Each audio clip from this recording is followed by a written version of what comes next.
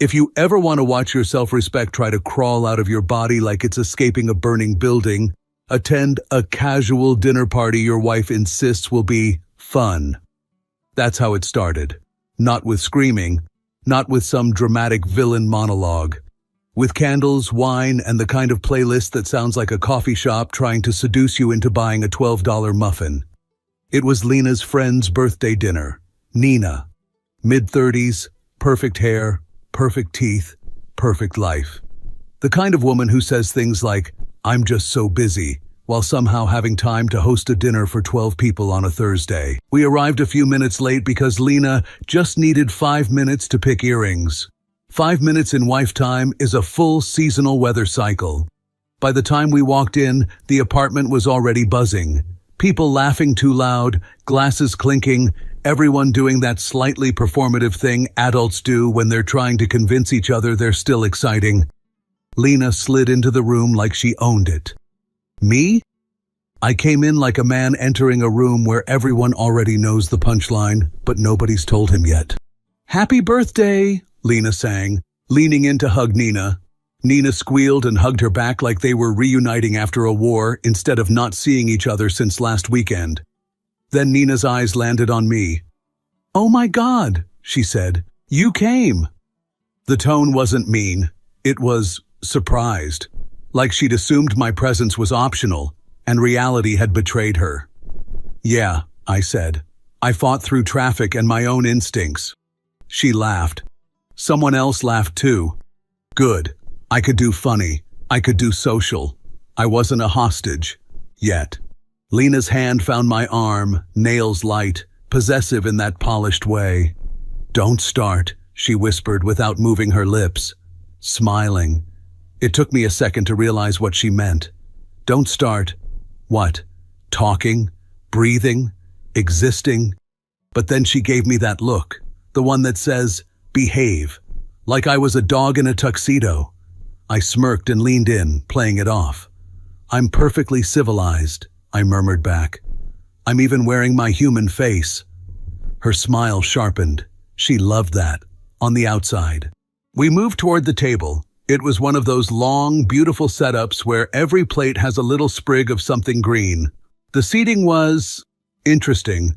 I ended up between a guy named Marco, who looked like he gave motivational speeches in elevators, and Lena's best friend Tessa, who had the warm eyes of someone who can say "sweetie" in a way that rearranges your spine.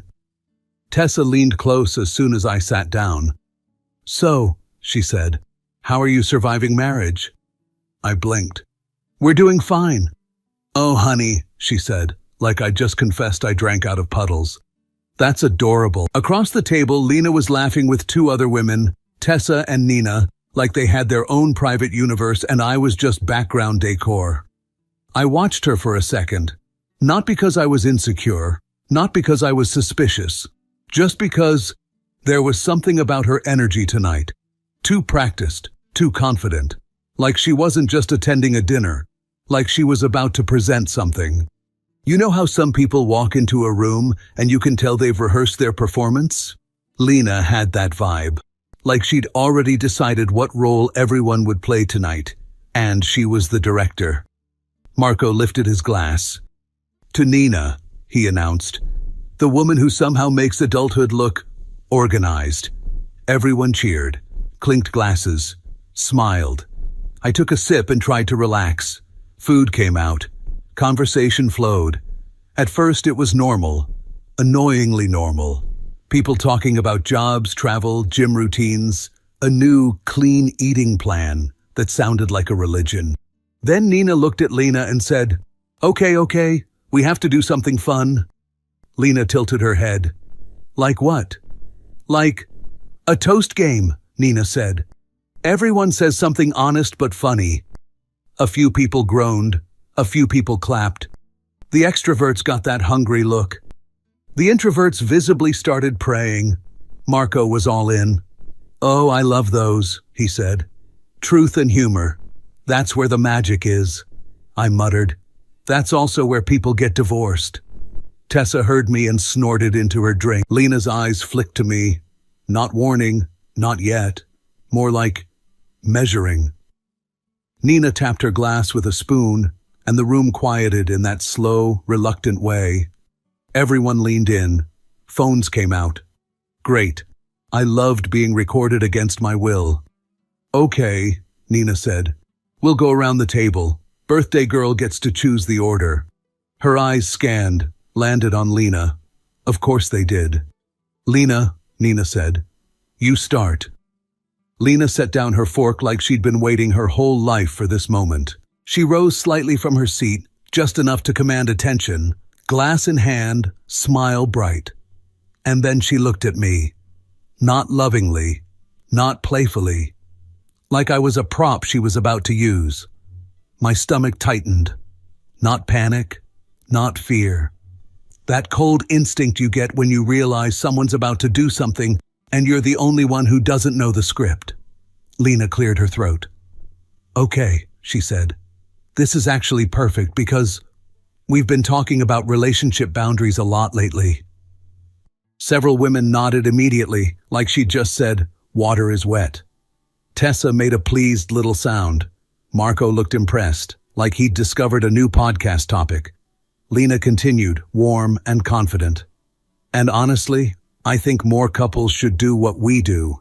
I glanced at her. We do? I thought. Do what? Pay taxes? Pretend we're okay? Smile through passive aggression? She lifted her glass. So, here's to the rules that keep a marriage healthy. The table reacted instantly. Smiles, laughter, oohs. And then she said the sentence that turned my throat into sand. We actually have some rules in our marriage. A few people laughed like it was adorable. Nina gasped. Stop. You do? Oh yes, Lena said, and her eyes sparkled. Not with love, with entertainment. And tonight, she added, since we're doing honesty and humor? She turned her body slightly, facing the group more than me. I thought I'd share them. The room lit up. Phones tilted toward her. Someone said, oh my God, yes. Someone else said, this is gonna be good. I didn't move. I didn't interrupt. I didn't give her the satisfaction of flinching. I just took another sip of wine like I was calmly watching someone walk toward a cliff. Because in that moment, I understood something very clearly. This wasn't spontaneous. Lena didn't decide to do this. Lena came here with this in her pocket, and judging by the way her friends were already grinning, they'd helped her write it. She lifted her glass higher, and I smiled, small, controlled, because I knew what was coming. Not the exact words, but the game. And I don't lose games I can see. Not anymore. Rule number 1, Lena said, holding her glass like a microphone she didn't need. He doesn't over-communicate, she said smoothly. We don't do interrogations. No unnecessary questions. A ripple of laughter moved through the table. Soft, approving. Oh my God, Nina said. That's actually so healthy. Tessa nodded like she was grading a thesis. Yes, emotional independence. Marco leaned back, impressed. That's rare. I smiled. Not a fake smile, not a strained one. A calm, polite, neutral smile. Inside, I translated. He doesn't ask where I am. He doesn't ask who I'm texting. He doesn't ask why my story doesn't add up. But out loud, it sounded enlightened. Lena continued, warming up. He respects space, she added. He understands that love doesn't mean access. More nodding, more laughter. Someone clinked a glass approvingly. I glanced at Lena. She didn't look at me. She didn't need to. She already had the room. And, she said lightly, he never pressures me to explain myself. That one landed harder. The laughter was louder, more confident, like the audience had decided they liked this show. Tessa turned toward me, smiling sympathetically. You're a good man, she said. There it was, the compliment that doubles as a leash. I raised my glass slightly in acknowledgement. Years of training, I said. A few people laughed. Good. I could still joke. Lena smiled wider. She liked that I was playing along. That's when I realized something important. My participation wasn't optional. If I resisted, I'd be difficult. If I stayed quiet, I'd be compliant. If I joked, I was endorsing it. There was no move on this board that didn't cost me something. Lena took a sip, then continued. Rule number 2, she said, tilting her head slightly. Her voice softened, became almost compassionate. This is where she was good. Physical closeness, she said slowly, isn't a need. The room stilled just a bit. It's a privilege. Boom. The reaction was immediate. Laughter, loud this time. A few oh wows.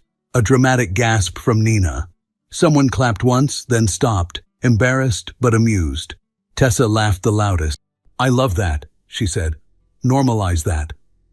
Marco nodded thoughtfully, like he'd just heard a great quote. That's powerful. Powerful. I stared at my glass. Not because I was ashamed, because I was impressed. She'd wrapped denial in philosophy, control in maturity, rejection in growth. I could almost admire the craftsmanship. Lena went on, voice calm, confident. We're past those expectations, she said. It's not about obligation. It's about alignment. She smiled at the group, not at me. And it works, she added. If you don't overthink it. More laughter. This time it was the kind that fills silence. The kind people use when they're not sure if they're allowed to laugh. But everyone else is. I felt something then. Not rage, not humiliation, clarity. Because I saw it clearly now. She wasn't embarrassing me by accident. She was teaching the room how to see me. I looked around. No one looked uncomfortable. No one questioned it. Because she'd framed it perfectly. If I objected, I'd be the guy who couldn't handle boundaries. If I stayed quiet, I was proof it worked. Lena took another breath. Rule number 3, she said. No jealousy. She raised a finger slightly. Professor mode. Ever. The room reacted like she'd said something sacred. Yes, Nina said. That's real trust, someone added. Tessa leaned toward Marco. See? That's emotional security. Lena smiled. No checking phones, she continued. No, who was that? No reading into things. She laughed softly. If you need reassurance, you're already doing it wrong. That one got a few murmurs of agreement. I nodded slowly. Not in agreement. In recognition. No jealousy sounded enlightened. In practice, it meant no questions. And no questions meant no accountability. She was building a system, and systems don't need consent when they're applauded. I caught Lena's eye finally, just for a second. She raised her eyebrow slightly, not threatening, checking. Are you still behaving? I lifted my glass, smiled. She relaxed.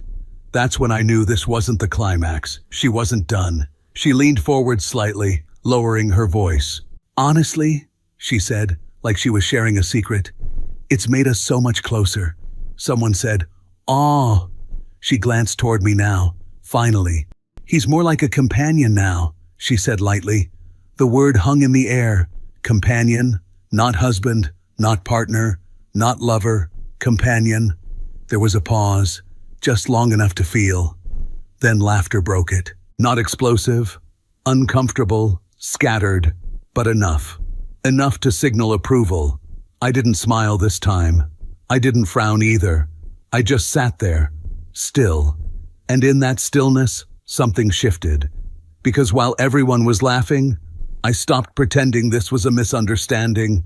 This was a presentation. And I was the slide everyone was supposed to study. The laughter faded the way it always does, unevenly. A few people kept smiling because they didn't know what else to do. A few took sips of their drinks like they needed an excuse to look away. Someone cleared their throat. And then the night moved on. That's the part people don't talk about enough. How humiliation doesn't always stop the room. It just gets absorbed. Like smoke. Plates were passed. Someone asked about dessert. Nina made a joke about calories. Marco started explaining something about protein intake to a woman who clearly didn't ask. The show was over. But the verdict was in. I sat there, posture relaxed, expression neutral, hands steady. From the outside, I looked fine. That was the trick. Because the moment you look not fine, you become the problem. So I stayed fine. Tessa leaned toward me, lowering her voice like she was doing me a favor. "She's really self-aware," she said warmly. "You know that, right?" I met her eyes. "Very," I said. She smiled, relieved. Most men couldn't handle that level of honesty. Handle. Interesting word choice, Marco chimed. "You're lucky," he said. "A lot of guys would kill for that kind of clarity." I nodded. "Yeah, nothing says romance like a rule book." He laughed, missing the edge completely. Lena didn't say a word. She didn't need to. She was glowing. Not drunk glowing, not social glowing, victorious glowing. The kind of calm confidence you get when everything went exactly as planned. She reached over at one point and squeezed my knee under the table. Not affection, acknowledgement. "Good job. You didn't ruin it." Dessert came out. Candles, another toast. Phones again. I noticed something then. People weren't looking at me the same way anymore. Not hostile, not mocking, categorized. Like I'd been filed under a label they all silently agreed on. The understanding one, the evolved one, the guy who knows his place and doesn't complain. I smiled when spoken to. I answered politely. I even cracked a few jokes, but I stopped contributing because I'd learned something important. This wasn't a conversation. It was a verdict ceremony.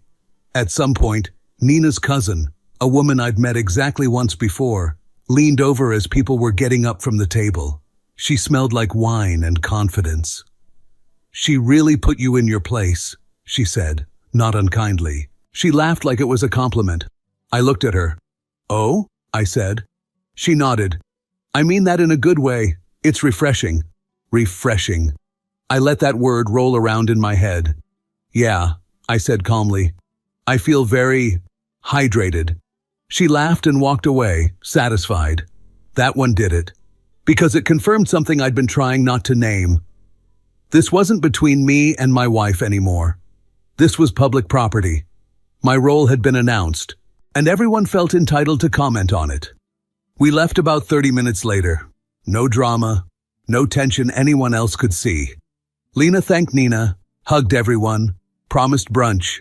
In the car, she hummed. Actually hummed. Like she'd just nailed a presentation at work. I drove. Silence stretched between us. Comfortable for her. Loud for me. About halfway home, she glanced over. "You were quiet," she said lightly. I kept my eyes on the road. "Just letting you shine," she smiled. "See? That's what I mean. You get it." There it was. You get it. The phrase that ends conversations before they start.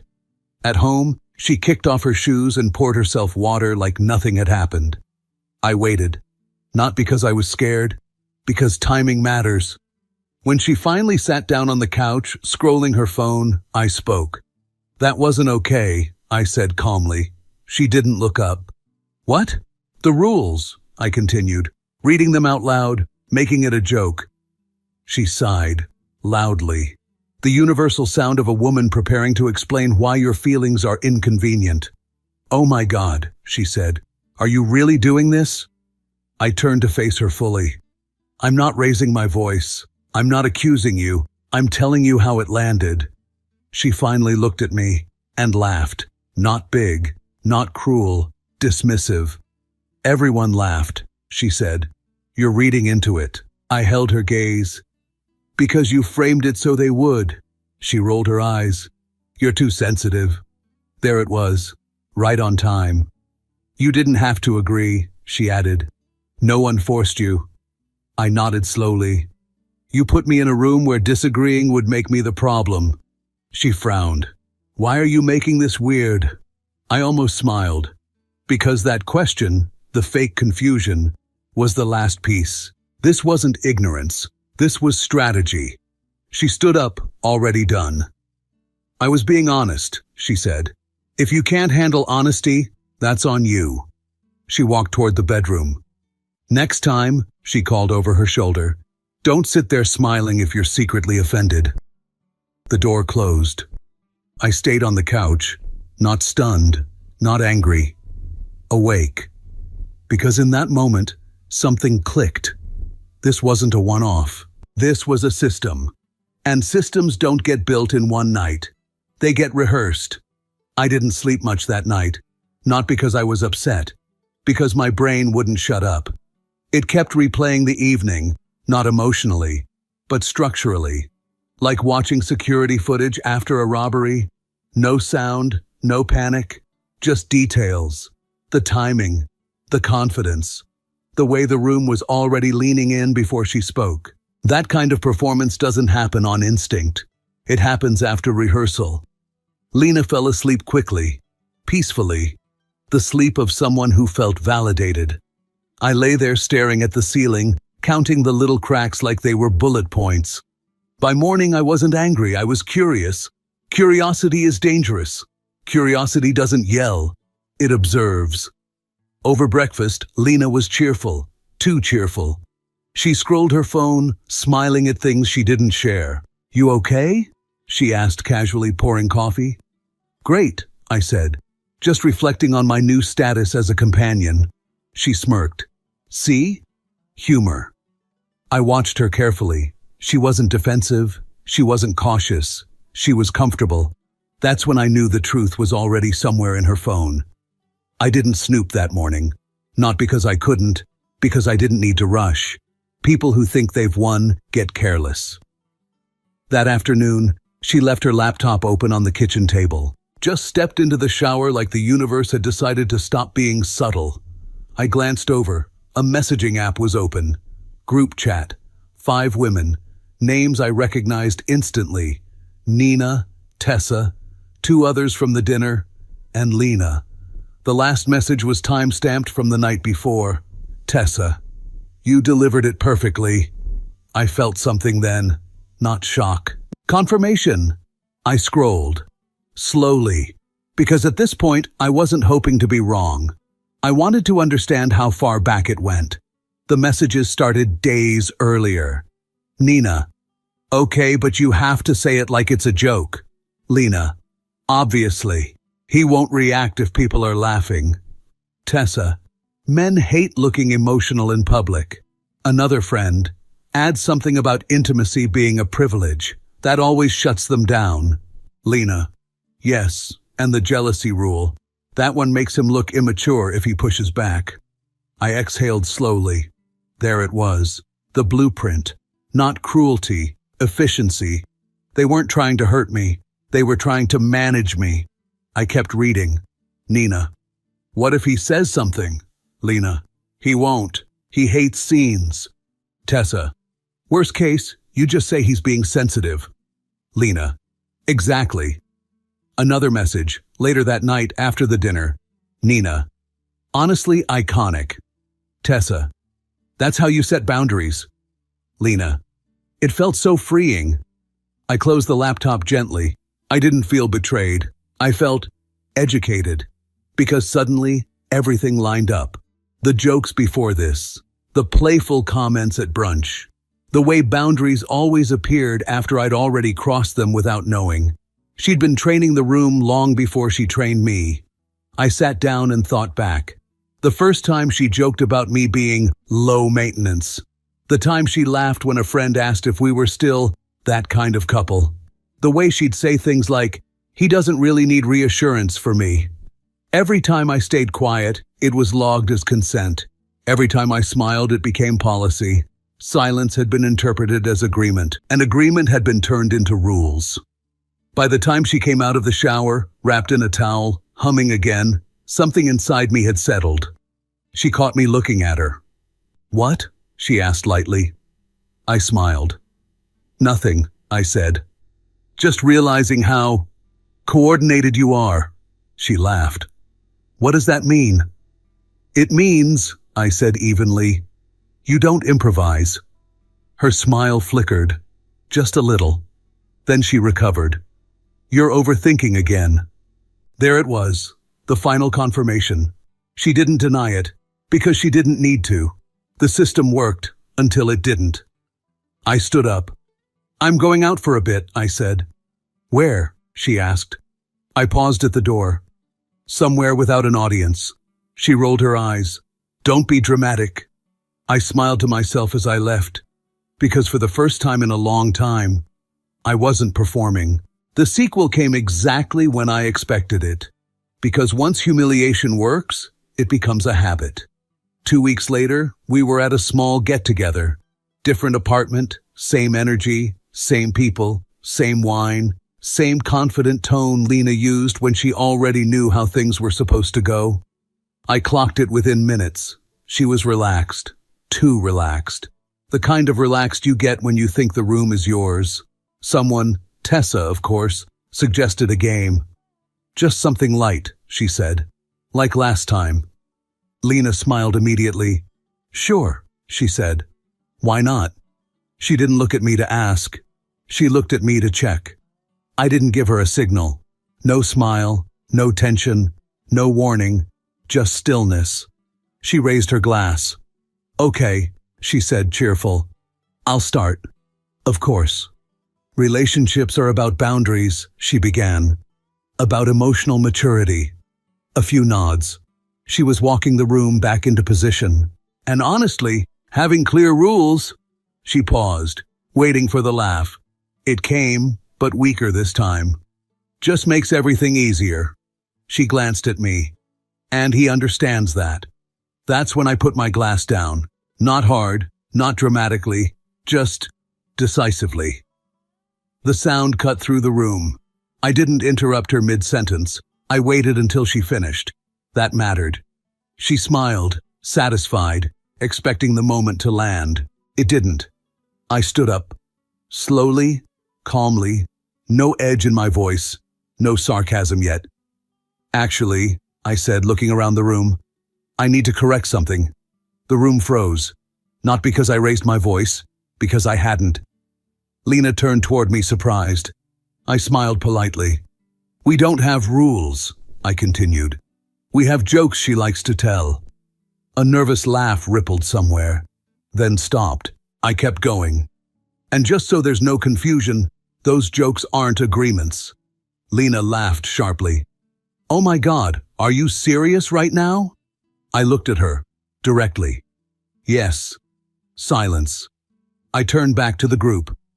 When something's presented as humor, you're not supposed to push back, I said. That's the trick. If you laugh, you agree. If you don't, you ruin the mood. A few people shifted uncomfortably. Good. So let me be clear, I continued. I didn't agree. I didn't consent. And I don't accept being explained to a room like a training example. Lena stepped closer. You're doing this in public? She hissed. I nodded once. You did. That landed. Hard. She opened her mouth, then closed it. For the first time, she didn't have a line ready. I softened my tone, not for her, but for control. This isn't a fight, I said. It's a boundary. I looked at her. Don't use me as entertainment. Dead quiet. Someone cleared their throat. Someone else stared at their drink like it suddenly held answers. Lena's face flushed. Not red, not angry. Exposed. This is embarrassing, she said. I smiled faintly. Yes, I said. It is. I picked up my jacket. Enjoy the rest of the evening. I didn't storm out. I didn't slam anything. I left like someone who had finished speaking. Behind me, I heard whispers start immediately. Not laughter, not applause, confusion. That was fine. At home, she followed me in 10 minutes later. Furious. What the hell was that? She demanded. I took off my shoes calmly. That, I said, was the end of the show. You humiliated me. I looked up. No, I said. I removed myself from the script. She scoffed. You made me look controlling. I nodded. You did that yourself. She stared at me like she didn't recognize me. Good. Let me make this simple, I said evenly. You don't get to manage me through jokes. You don't get to crowdsource our marriage. And you don't get to frame my silence as consent. She tried to interrupt. I raised a hand. Not aggressive. Final. If you want a partner, I continued, you talk to him. If you want an audience, do it without me. She swallowed. For the first time, she didn't have a comeback. I walked past her toward the bedroom. Sleep wherever you want, I said. But the rules end here. That night, I slept knowing something important had shifted. She didn't laugh anymore, and she never tried that joke again. Morning didn't come with drama, no slammed doors, no passive-aggressive silence. Just sunlight through the blinds and the sound of Lena moving around the apartment with purpose. That was new. Not the angry kind of movement. The decisive kind. Like she'd woken up already rehearsed. I was at the kitchen counter making coffee when she walked in. Fully dressed. Hair done. Calm face. That told me everything. She didn't sit down. She leaned against the counter, arms crossed, not defensive but formal, like HR. "We need to talk," she said. I took a sip of coffee. "Go ahead." She inhaled slowly. "I'm not going to tolerate being spoken to like that," she said. "Not in public, not ever." I nodded once. "Okay." That wasn't the reaction she wanted. She continued. "You embarrassed me. You undermined me. You made me look like some kind of villain." I looked at her. "You spoke about me like I wasn't in the room." "That was different," she said quickly. "That was humor." I tilted my head slightly. "And this," I said, "is honesty." She exhaled sharply. "I won't stay in a relationship where my partner disrespects me." I set my cup down. Finally. Here we were. I didn't raise my voice, didn't argue definitions, didn't relitigate the dinner. I just said the truth. "Then don't." She blinked. "What?" "If you won't tolerate it," I said calmly, "you're free to leave." The room went still. That sentence landed harder than any insult could have. She straightened. "So that's it?" she asked. "You're giving me an ultimatum?" I shook my head. "No," I said. "I'm removing one." She stared at me like she was recalculating. "I'm not begging you to stay," I continued. "I'm not negotiating my dignity, and I'm not explaining myself again." Her jaw tightened. "You're really willing to throw everything away over a joke?" I met her eyes. "No," I said. "I'm willing to stop paying for comfort with silence." She scoffed. "You've changed." I nodded. "Yes." She waited for more. There was nothing. Her confidence cracked, not dramatically but visibly, like a hairline fracture. "So what?" she said, voice sharper now. "You think you're better than me now?" I considered that. "I think I'm done being managed." That did it. She laughed, short, bitter. "Fine," she said, "if that's how you feel." She turned and walked toward the bedroom. I didn't follow. I didn't plead. I didn't explain. I heard drawers opening, closet doors, the sound of hangers being pulled too fast. She wanted noise. She wanted reaction. She didn't get one. 10 minutes later, she came out dragging a suitcase. She paused near the door. "This is on you," she said. I looked up from the table. "No," I said. "This is your choice." She hesitated, waiting, for regret, for panic, for a last-minute apology. I gave her space instead. She shook her head like she was disappointed in me. "Unbelievable," she muttered. Then she left. The door closed softly. No slam, no echo, just quiet. I stood there for a moment, listening to nothing. Then I finished my coffee. It tasted better than it had in a long time. After she left, the apartment didn't feel empty. It felt neutral. No tension humming in the walls. No careful calculations about tone or timing. No quiet pressure to perform. Just space. The first few days were strange. Not painful, just unfamiliar. Like realizing you've been clenching your jaw for years and only now noticing what relaxed muscles feel like.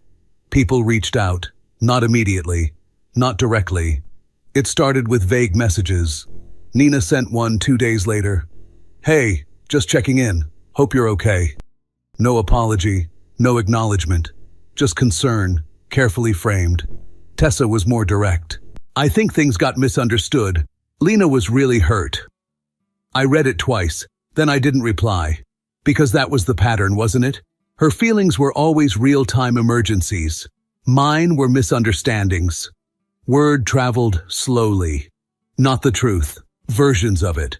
that I snapped, that I couldn't handle boundaries, that I made things uncomfortable. No one mentioned the jokes, no one mentioned the planning, no one mentioned the rules. Public narratives never do. They simplify. They choose the version that keeps everyone comfortable. I noticed something else too. No one asked why I finally spoke up. They only asked why I did it like that. Tone policing survives every breakup. Lena didn't contact me for a while. Then, one evening, a message appeared. Long, carefully written, polished. She said she felt blindsided, that she never meant to hurt me, that she felt unsafe with how sudden my boundaries were. That line almost made me smile. Sudden, as if they hadn't been creeping in for years, quietly, jokingly, with witnesses. I didn't reply, not because I was angry, because there was nothing left to negotiate. Weeks passed. The silence stayed clean. I started noticing things I'd forgotten to enjoy. Conversations without subtext. Laughter that didn't carry instructions. Rooms where I didn't have to scan faces before speaking. I realized something uncomfortable then. I hadn't been afraid of losing her. I'd been afraid of being framed, of being turned into a character in someone else's story and having no say in the edit. That's what public humiliation really is. It's not about pain. It's about authorship. She wanted control over the narrative. I wanted control over myself. Those two things can't coexist. I don't hate her. I don't villainize her. She was good at what she did. Reading rooms, shaping reactions, turning humor into leverage. Some people call that confidence. Some call it emotional intelligence. I call it incompatible. Looking back, the dinner wasn't the breaking point. It was the reveal. The moment I saw the system clearly enough to step out of it. Because once you see how the trick works, you can't unsee it. You can't laugh on cue anymore. And you can't stay where your silence is used as proof. I didn't leave because I was humiliated. I left because I refused to be managed. She didn't embarrass me by accident. She needed witnesses. And the moment I stopped performing for them, there was nothing left to watch. If you felt this story hit hard, drop a like, subscribe for more, and share your thoughts in the comments. Your support keeps Steelheart beating.